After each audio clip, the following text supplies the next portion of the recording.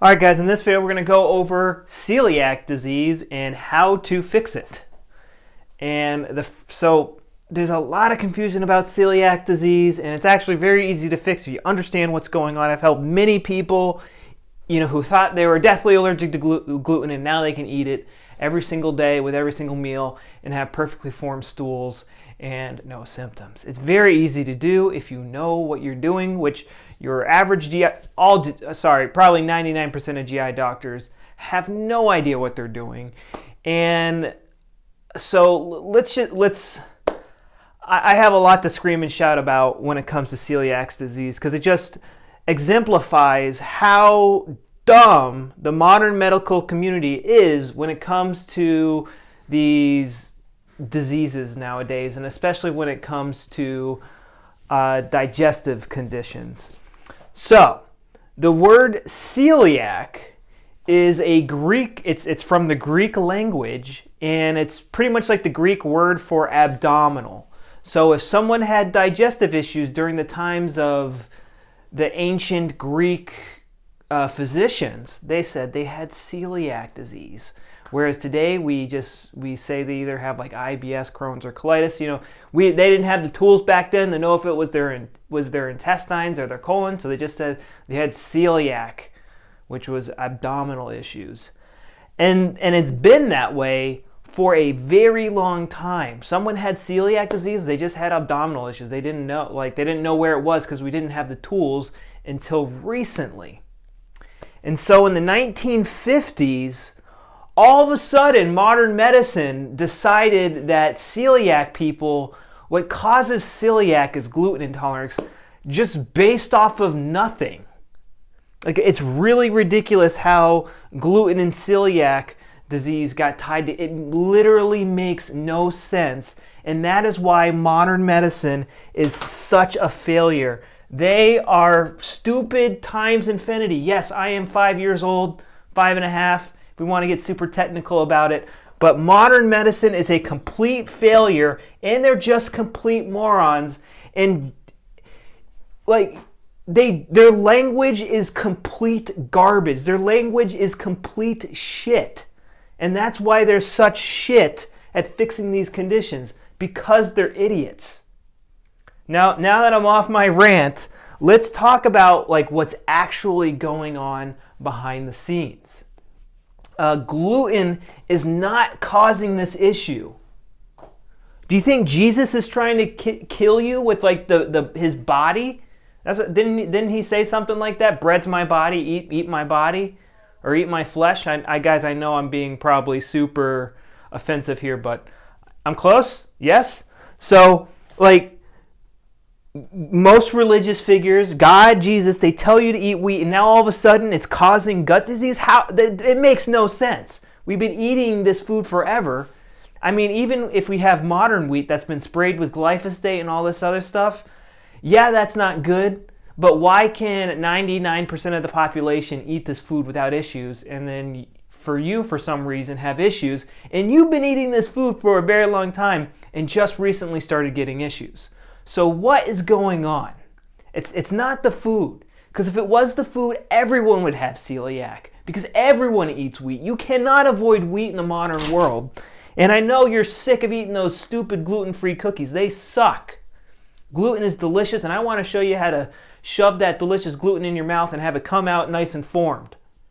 It is possible. I've done it, and many of my students have done it. But we have to understand what is going on behind the scenes. So what is really happening here? So everything that you know about celiac disease, just throw it away, because it's complete trash. Because why? Because it was invented by these morons right here, and everything that comes out of their mouths is freaking trash. Don't listen to it.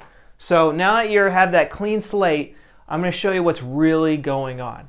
So celiac is either going to, I guess it affects more of the small intestine. So this is in something we call an angry, indigestible morsel conflict. So keep in mind that all the tissues and all the organs in our body developed for a very specific survival purpose. And so when we experience a conflict shock, when my neighbor kicks my dog, and I go, oh my God, he kicked my dog, I'm going to kick his ass. Like, I can't believe he did that. What a jerk. It depends on how I experience it. If I'm a female and I see that, chances are I'll be like, oh my God, oh, that's horrible. Oh my God, he's going to kick me too. If a male sees that, they're going to go, oh my God, I'm going to get my staple gun and I'm going to staple his dick to the side of his legs. I don't know, like something diabolical, because only bad human beings kick dogs. So, and our dog's really cute. So, like, we experience a conflict shock. So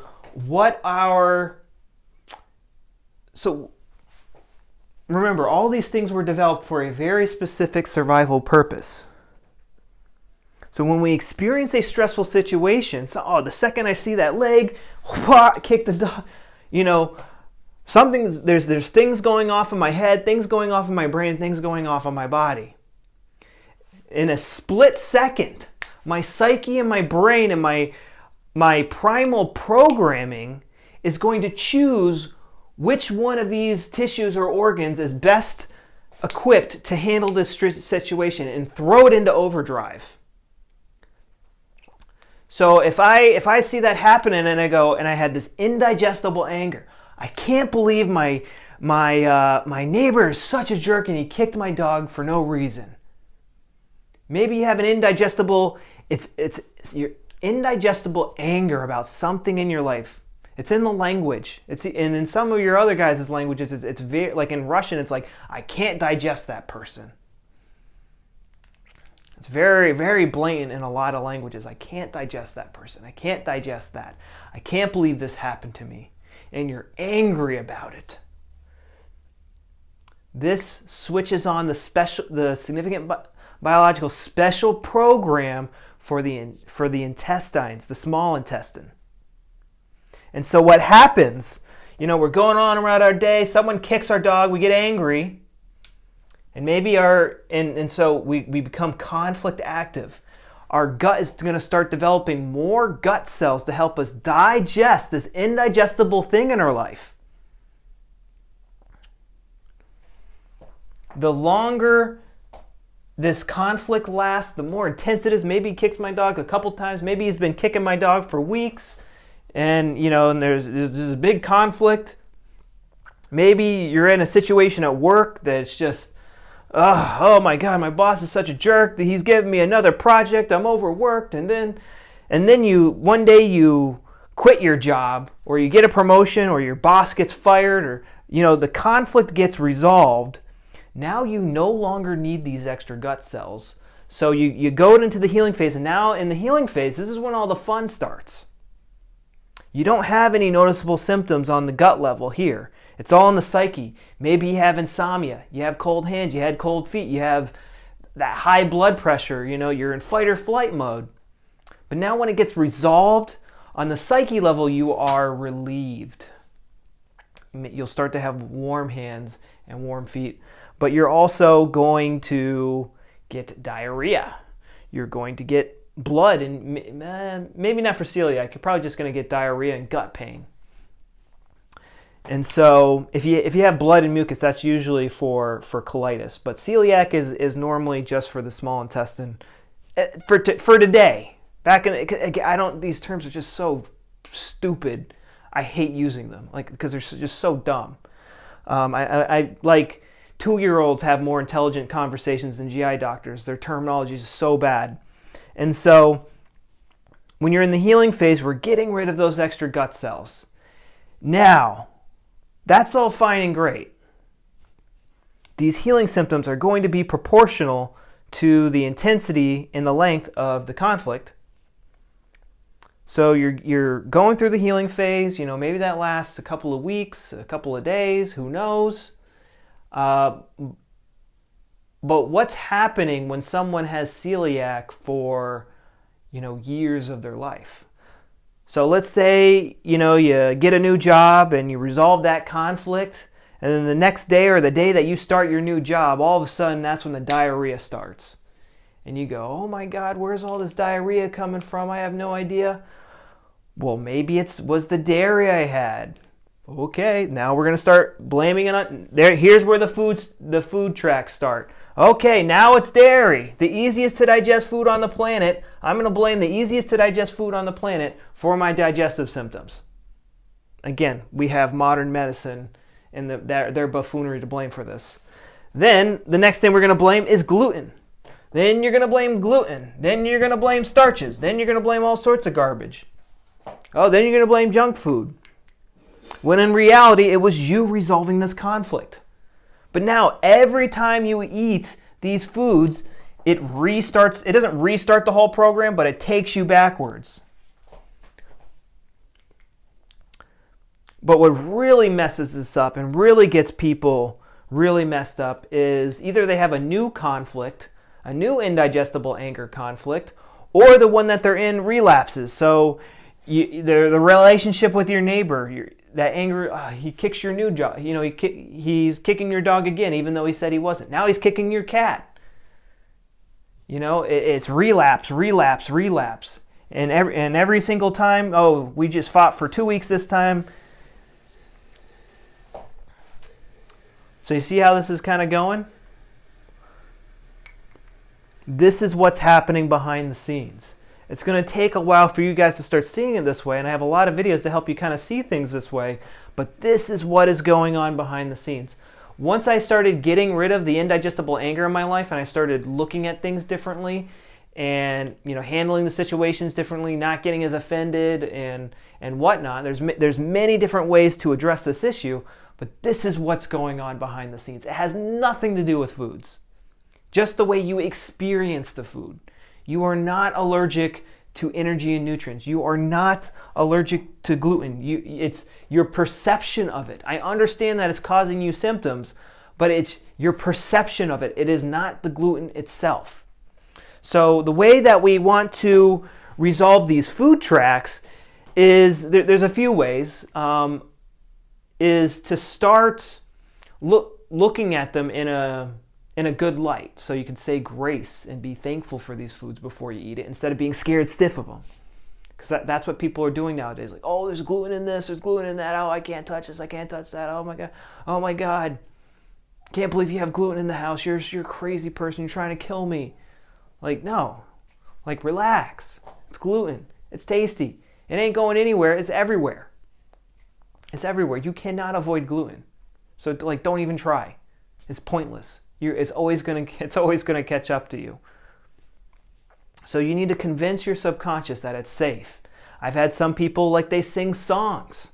They have like a little cute song they sing in their head, like, oh, I love gluten. Gluten loves me. Like, it's like the Barney thing. I know it sounds ridiculous, but also being afraid of, energy and nutrients is just as ridiculous. You got to realize that.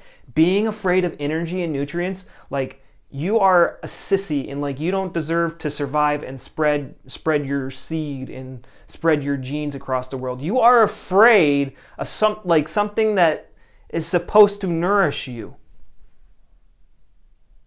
Think about that from a survival standpoint. Do not be afraid of food. Food is your friend. You got every YouTuber and every moron GI doctor telling you that, oh, gluten's dangerous. Ooh. It's stupid. It's ridiculous. Yes, I think you should eat organic. Yes, it should be sourdough. But truth is, most of us don't have access to that stuff. And when you're out and about, you're going out with your friends or you're at a birthday party, it's really, oh, is this gluten-free birthday cake? They're like, no. So you're gonna have to convince yourself that this is safe. Avoid those conflict relapses. Get a better job, get a new, whatever it is. You're gonna have to identify what the conflict is and help deal with that better. And there's a multiple different ways. We could talk about this all day, but it's very practical solutions to the indigestible anger. I really like working with like celiac and Crohn's and small intestinal inflammation because it's so easy to pinpoint what it is because you're angry about it. Like, what are you getting angry about during the day? I would get angry about everything during the day. I would get angry if, something wasn't put in the right place in the fridge, or if like something was buried in the back of the fridge. I would get mad if someone put my shoes somewhere I didn't want them to be. I would be mad if someone folded my shirt wrong. I'd be mad. I get mad at just about everything. I get mad at my computer.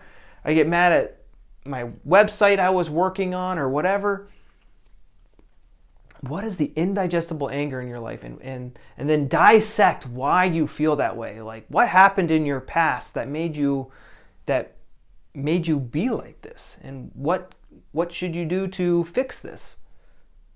For me, it helps understanding what happened in my past. Just get out a big piece of paper and, every time you're on the toilet, instead of blaming food, oh my God, energy and nutrients are killing me. Oh, I'm never going to eat dairy again. Like that. Like, I'm sorry. I used to be that person. I just want to show you guys how ridiculous it is so you guys don't do it. Instead, what you need to do when you're sitting on the toilet and your butthole's raw and your hand smells like poop because you've been wiping your ass all day, what have you been getting emotional about? Did you been getting in a fight with someone in your family? Are things not going well at work? Are things not going well with your romantic relationships? What are you angry about? And what can you do to change that? With your food intolerances, when did you decide that energy, dairy, easy to digest energy and nutrients, when did you decide that was dangerous for you? For me, it was like when I was in high school and I thought dairy was like causing my acne. That's when I started to ponder, like, man, dairy's not good for me. I started to believe gluten wasn't good for me when I went on the specific carbohydrate diet. So this is what's really happening behind the scenes. This is called German New Medicine, or what we call it in. We don't have the words for it in English, but in German, it's the translation is German healing knowledge, but we just kind of ran with the branding of German New Medicine instead. But we're actually understanding what's going on behind the scenes and what is really the relationship between our brain, our psyche, and our organs. Everyone who has celiac, they're going to have a ring-shaped formation on their CT scans in the brainstem where the intestinal special program is controlled, the small intestinal. So guys, this is what's happening. So focus on what you're getting angry about and how to neutralize, how to resolve, keep these conflicts from relapsing. And that's it, guys. You don't need to eat those freaking horrible gluten-free cookies. There was actually one good brand of gluten-free cookies that I would eat over normal. I think they were called Tate's. Those were the chocolate chip cookies. Those were good. But most other gluten-free products suck. Gluten-free pancakes, I haven't had a good brand of gluten-free pancakes. They usually suck. Almond flour, oh, I hate almond flour. It's the worst. Coconut flour, oh, God, I hate coconut flour. I love coconut water, but like it just tastes horrible. So I want to save your taste buds. If you have a severe gluten allergy where you like go into shock, or then you really want to ease into this, like dip your toes in the water first, maybe just have like a cracker versus eating like a whole loaf of bread at first to put this to the test. But you really need to believe in the subconscious level that this is good for you, and really understanding what's going on behind the scenes with German New Medicine. And my YouTube channel is here to help you do that. So hit that like button, hit that subscribe button. I have a lot more free German New Medicine videos for you. If you're really serious about healing your guts, I have a program where you can sign up and we work with you. It comes with video courses, educational videos, where we really teach you this stuff. It has a Facebook group where I answer all your questions every day. It has live Q&As and all sorts of fun things. So But that's for people who are serious. I do have lots of free information that's much better than my competitors. These are all people who had tried everything and nothing has worked, and then they use my methods and they get better. So, and a lot of these people just use my free information. But if you want your hand held through the whole process, then sign up for this. And that's it, guys. Hit that like button, hit that subscribe button, and I'll talk to you later. My name is Mike the Heal Your Gut Guy, and good luck healing.